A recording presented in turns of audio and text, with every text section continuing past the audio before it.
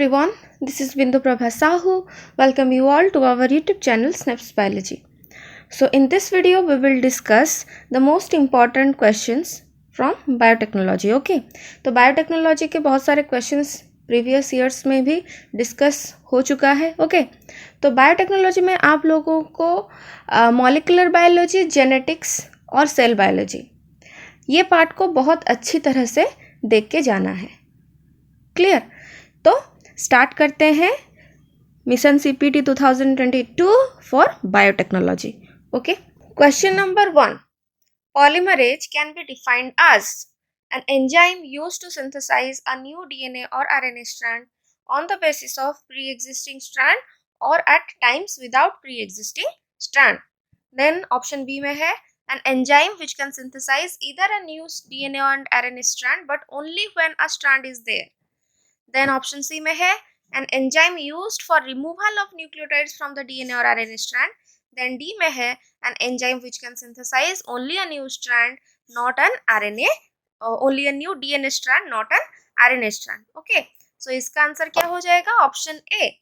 The synthesis of a new DNA or RNA strand can be done either on the basis of a pre-existing strand or without it, right?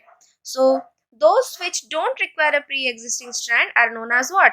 Your template free or template independent. Clear?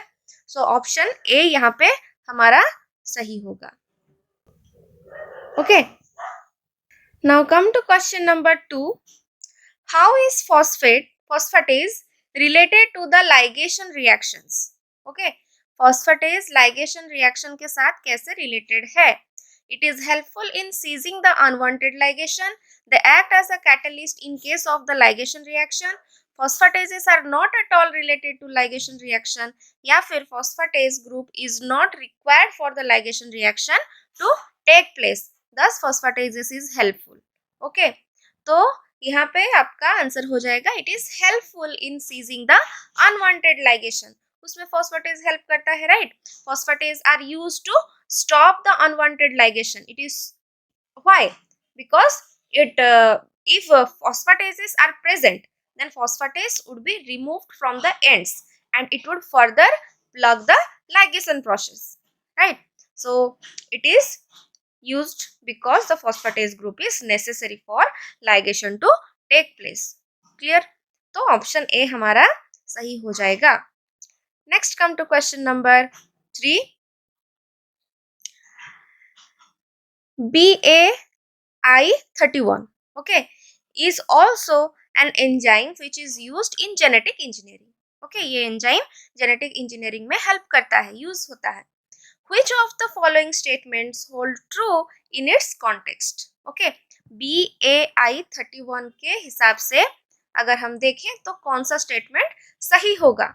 Option A, it leads to shortening from both the ends. It is having only an endonuclease activity. Option C, it is having only 3' to 5' exonuclease activity and no endonuclease activity. Then option D में है it is having 5' to 3' exonuclease activity. Okay, तो इसका answer क्या हो जाएगा? It leads to shortening from both the ends. Clear? जो BAI31 है it has an exonuclease activity in 3' to 5' direction, जो कि ऑप्शन सी में है. बट इसके साथ साथ इसका एंडोन्यूक्लियस एक्टिविटी भी है. So after having 3' to 5' exonuclease activity, endonuclease activity takes place. Okay, 3' to 5' exonuclease activity के बाद होगा आपका endonuclease activity, जिसकी वजह से क्या होगा? जो मॉलिक्यूल है that will be shortened from both the ends. Okay, so answer हो जाएगा option A. Next come to question number 4. Isoschizomers are defined as. Isoschizomers किसे बोलते हैं? Enzymes having different recognition site and cutting at the same site. Enzymes having same recognition sequence and always cutting at different site. Enzyme having same recognition sequence and always cutting at the same site. Enzymes having same recognition site and they may or may not cut at the same side. देखो options को अच्छी तरह से देखना कि क्या बोल रहा है ऑप्शन. ओके, वरना आप कंफ्यूज हो जाओगे. तो यहाँ पे दिया हुआ है कि आइसोस्काइजोमर्स कैसे आइसोस्काइजोमर्स क्या होते हैं, राइट? तो those enzymes which have the same recognition sequence and always cutting at different site. Okay, recognition sequence उनका सेम होता है लेकिन वो डिफरेंट साइट में कट करते हैं, उन्हें बोलते हैं आपका आइसोस्काइजोमर्स। DRA1, okay, AHA4, clear? ये दोनों both of them recognize and cleave at what? Your TTT अगर सीक्वेंस है तो यहाँ पे वो कट करते हैं, ओके, क्लीव करते हैं ये सीक्वेंस को। लेकिन आपका अगर देखें APA1, ओके, APA1 और BSP1201, ओके, ये दोनों क्या करते हैं कि जो APA1 है आपका अगर GGGCCC सीक्वेंस है तो यहाँ कट करेगा, लेकिन BSP अगर वहां पे है तो वो यहाँ कट करेगा। अंडरस्टूड? तो ये दोनों क्या होंगे? They will be isoschizomers. Understood? ये दोनों नहीं होंगे। Clear?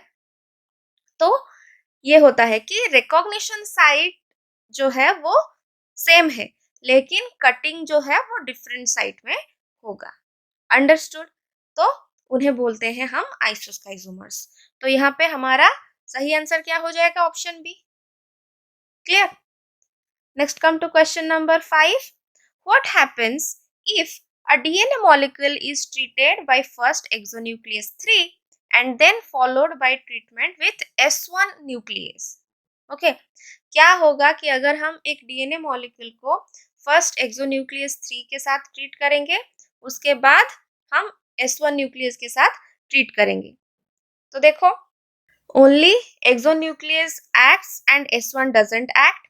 The molecule is shortened from both the ends. The molecule is shortened only from 5 prime end or the molecule is shortened only from 3 prime end. तो देखो, अगर exonuclease activity होता है, पहले है क्या? एक्सोन्यूक्लियस एक्टिविटी, एक्सोन्यूक्लियस 3 के साथ ट्रीट करेंगे हम लोग, राइट? सो उसके बाद S1 nucleus, right? So here what will happen? The molecule will be shortened from both the ends. क्यों? At first exonuclease 3 will act, right? So क्या होगा? Single stranded ends will be produced on both the sides. Clear? उसके बाद हम treat कर रहे हैं S1 nucleus के साथ, right? So as a result what will happen? The molecule will be shortened from both the sides. Okay? So answer will be option B. Next come to question number 6. Which of the phase genes are responsible for phase excision?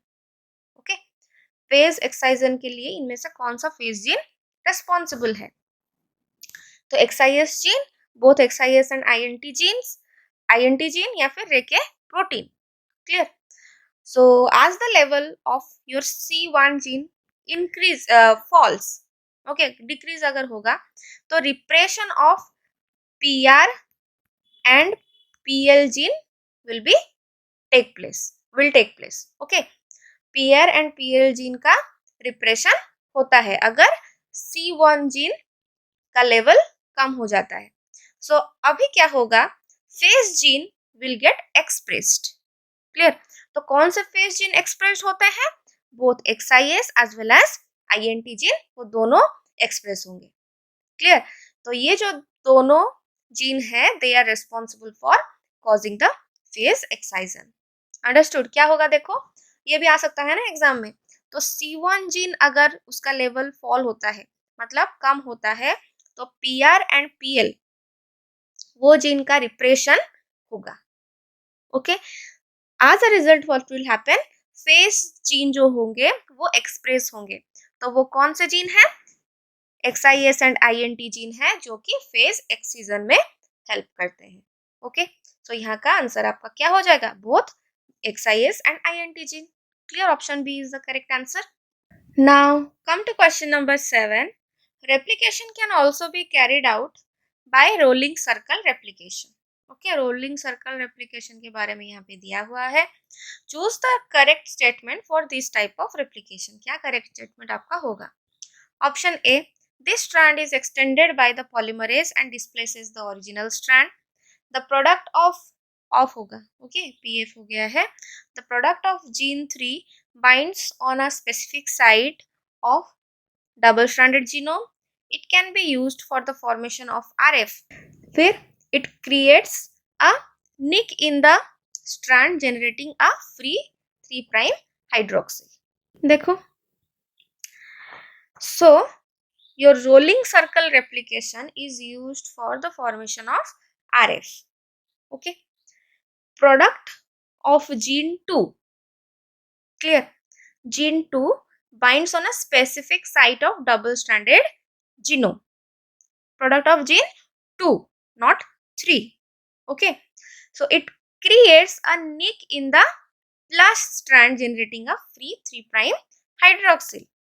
So that strand will be extended by the polymerase and it will displace the original plus strand. Okay, gene 2 का product double stranded genome में एक specific site पे जाके bind होगा. Okay, तो उसकी वजह से क्या होगा, एक निक क्रिएट होगा प्लस स्ट्रैंड में, जिसकी वजह से फ्री हाइड्रोक्सिल निकलेगा. कौन सा हाइड्रोक्सिल, 3' हाइड्रोक्सिल.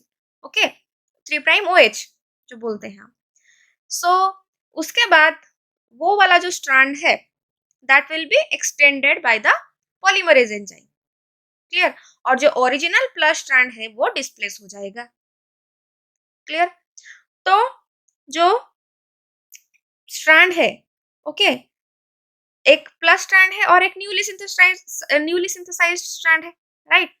तो जो प्लस स्ट्रैंड है that will be removed from the newly synthesised strand because of another nick by gene 2 only. Okay, पहले भी जीन 2 था, अभी भी जीन 2 ही होगा. Okay, so thus what will happen, a separate plus strand is created and is circularized by the gene 2 product. Okay, तो यहाँ पे B option नहीं होगा, आपका ऑप्शन क्या होगा, C. C is the correct answer. Clear, rolling circle replication is used for the formation of RF. ये सही है, लेकिन यहाँ पे product of gene 2 binds to specific site of the double stranded genome होगा. Okay, clear. Next come to question number 8. Disablement is also done in plasmids. Choose the correct statement.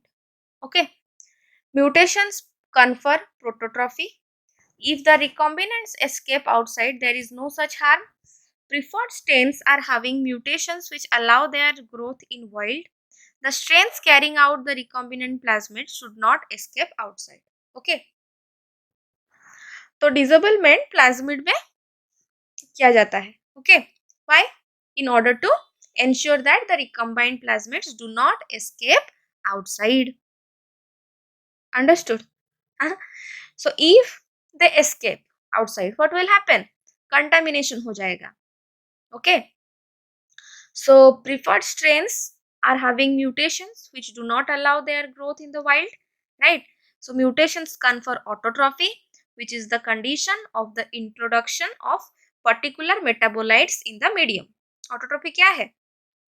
Introduction of particular metabolites in the medium because they are not synthesized. So the opposite of autotrophy क्या है? आपका प्रोटोट्रॉफी है. Clear, तो यहाँ पे प्रोटोट्रॉफी mutations confer प्रोटोट्रॉफी ये नहीं होगा. ओके, क्योंकि जो प्रिफर्ड स्ट्रेन है which have mutations that do not allow growth in the wild. Okay, mutation confer autotrophy, not prototrophy. Okay, autotrophy का उल्टा है आपका प्रोटोट्रॉफी. अंडरस्टूड. तो यहाँ पे आपका सही आंसर क्या हो जाएगा, the strains carrying out the recombinant plasmid should not escape outside. Okay, option D is the correct answer. Clear? Next, come to question number 9. The presence of insert leads to inactivation of which gene? Okay, C2, C1, C3 या फिर both C2 and C3. Answer is your C1, right? presence of insert leads to inactivation of C1G and this is the method to detect the presence of insert. जो हम अभी phase excision में बात कर रहे थे. Clear? So answer is option B. Now come to question number 10. Choose the correct statement for Sanger's method of sequencing. जो ये Sanger's method of sequencing है ये पहले भी एग्जाम में आया हुआ था, राइट? तो थोड़ा देख के जाना. So option A, the use of M13 vectors is more preferred these days. Use of M13 vector is made for getting double stranded DNA. They are also called as chain termination methods. या फिर use of dideoxynucleotide phosphate that is DDNTP is made. तो देखो जो Sanger method of DNA sequencing है उसे हम chain termination method of sequencing भी बोलते हैं. तो ऑप्शन सी आपका सही हो जाएगा. लेकिन थोड़ा देखते हैं. सो जो DDNTP दिया हुआ है dideoxynucleotide phosphate, okay, triphosphate, phosphate दिया हुआ है, ट्राइफॉस्फेट NTP है, right? So they are used as chain terminating agent. Clear? And M13 vector is used to obtain the single stranded DNA. Nowadays there are technologies available for sequencing the double stranded DNA. As a result, it reduces the use of M13 vector these days. Clear? Understood? तो क्यों नहीं होगा यहाँ पे डाइडिऑक्सीन्यूक्लियोटाइड triphosphate, okay, clear, ये होगा, इसलिए वो ऑप्शन डी नहीं होगा, राइट? और nowadays your M13 vector is what? Not used. Clear? तो आपका आंसर सही हो जाएगा option C. They are also called as chain termination method. Okay, so this is all about this set. I hope this set will be helpful to you all. इसमें थोड़ा hard questions हैं, मुझे पता है, जानबूझ के दिया गया है ताकि ये पार्ट आपको आए, ओके, आप कर पाओ एग्जाम में अगर आता है, क्योंकि इजी क्वेश्चंस हम पहले वाले वीडियोस में जो जेनेटिक्स, मॉलिक्यूलर बायोलॉजी है और प्रीवियस ईयर्स के बायोटेक्नोलॉजी, बायोइन्फॉर्मेटिक्स क्वेश्चंस हैं, वहाँ पे हम लोग डिस्कस कर चुके हैं, राइट? तो वो आप वीडियो देखें हमारे आई बटन में क्लिक करके, और ये वीडियो भी देखना आप लोग, क्योंकि it will be helpful to you all. Okay, Sanger method आया था तो क्या पता कुछ एक दो क्वेश्चंस आ जाए, right? So this is all about it. I hope this will be helpful. मिलते हैं आप लोगों से with part 2. Till then, take care of yourselves. Like, share and subscribe to our channel. Thank you.